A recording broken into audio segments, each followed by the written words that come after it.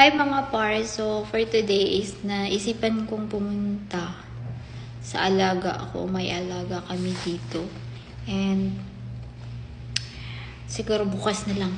Bukas ko na lang i-ano dito noon. May alaga akong pusa. Pero, paano ba siya dalhin? Gusto kong dalhin sa Pilipinas pag uwi.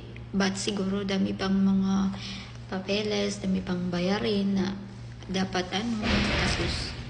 Tawag dito yung injection pa siguro, no? Sa mga kabayan natin dyan, baka alam niyo kung paano siya. Kung pwede ba siya dalhin pag pauwi sa Pilipinas. Kasi gusto ko talaga dalhin sila mga par.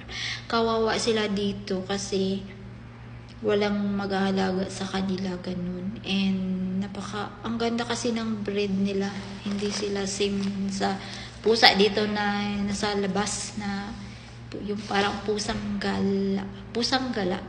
So, mga parno, so sa mga kabayan ko dyan, baka alam nyo na pwede kong dalhin, no, yung pauwi sa Pilipinas kasi nasa tayo Middle East tayo. So, paano ba siya dalhin mga par?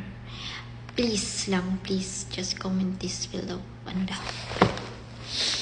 So, bukas ko ipapakita guys yung mga alaga ko. Sobrang nila, kulit and healthy. Ganyan. Sobra talaga.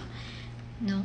So, yun lang. Basta bukas. So, pwede pala tayo dito, no? Parang, tawag dito, magsalita. Kahit yung self mo lang yung nakikita or parang nagbablog, no? So, ganyan pala yan. Akala ko puro lang tayo dance dito, ganun. Puro mga kaimot-ibutan. So, parang maganda din dito kasi maipalabas mo yung sa loobin mo, no? Yung parang may bad emotions. Yeah, just like stress ka, ganun, no? So, ganito pala. So, first time ko pala dito na magsasalita. Ganito pala yun. Yun pala.